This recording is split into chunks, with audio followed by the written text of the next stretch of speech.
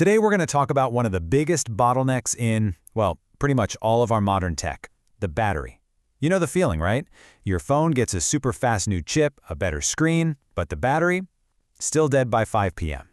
Well, there's a material out there with 10 times the power that could fix all this. But it has a little problem. It loves to self-destruct.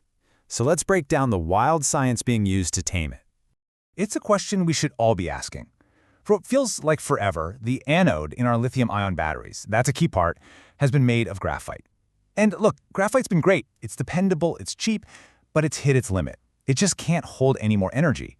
So to get that next-generation battery life we're all dreaming of, scientists needed to find a new champion. And that champion? It's silicon. The difference here is just staggering. I mean, look at these numbers. Silicon can theoretically hold more than 10 times the energy of graphite. This isn't just a small step up, it's a revolutionary leap. So that leads to a pretty obvious question, right? If it's so amazing, why isn't it in your phone right now?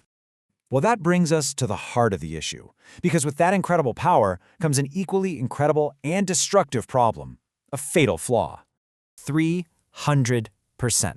That's not a typo. Imagine if your lungs expanded to 3 times their normal size every time you took a breath. That's what's happening to silicon on a microscopic level every single time you plug in your device.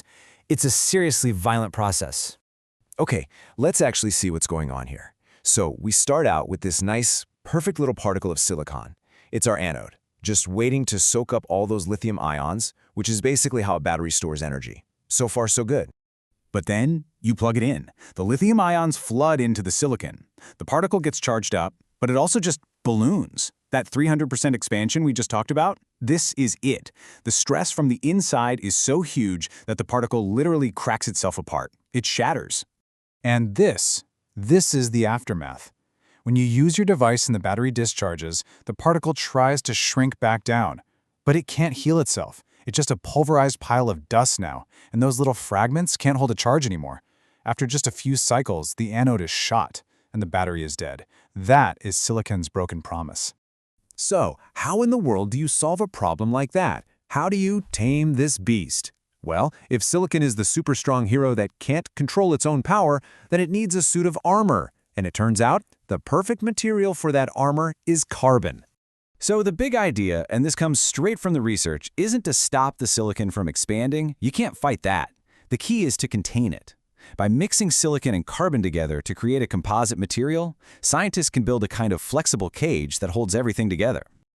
And we're not just talking about one kind of suit of armor. Oh no, we're talking about a whole armory of different designs, all at the nanoscale. Researchers are getting incredibly creative, designing all kinds of carbon structures to wrap around the silicon. Let's take a quick look at some of these.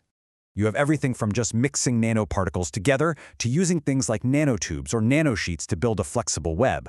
But then you get into the really cool, engineered stuff, porous structures. And these 3 are my favorite. Hollow core shells, and yolk shells. These are like tiny, purpose-built containment chambers for every single silicon particle.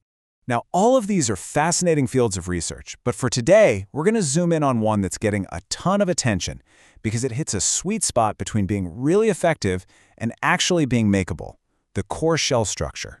The idea is beautiful in its simplicity. You take your powerful silicon nanoparticle, that's the core, and you wrap it snugly in a thin, strong, and conductive layer of carbon, that's the shell. It's like individually gift-wrapping every single particle in its own little suit of armor. But like with any good engineering solution, there's a trade-off. The pros are awesome. It's relatively simple to make. The carbon shell makes the battery more efficient, and it protects the silicon. The big disadvantage? That tight fit.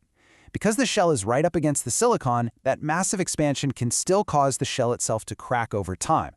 It's a huge step forward, but it's not quite perfect yet. So how exactly does this armor work?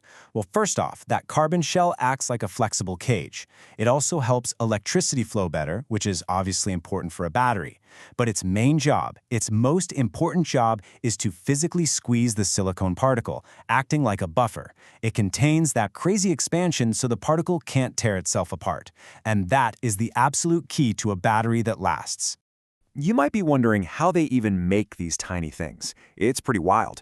Scientists use all kinds of methods, from basically smashing silicon and carbon together in a process called ball milling, to really precise techniques like chemical vapor deposition or pyrolysis, where they basically bake an organic material onto the silicon, leaving behind a perfect carbon coating.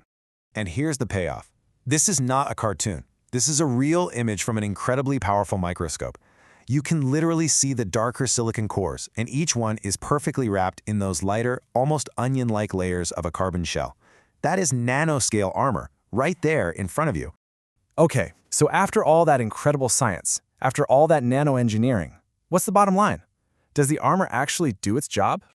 The results? Yeah, they're dramatic. This chart says it all.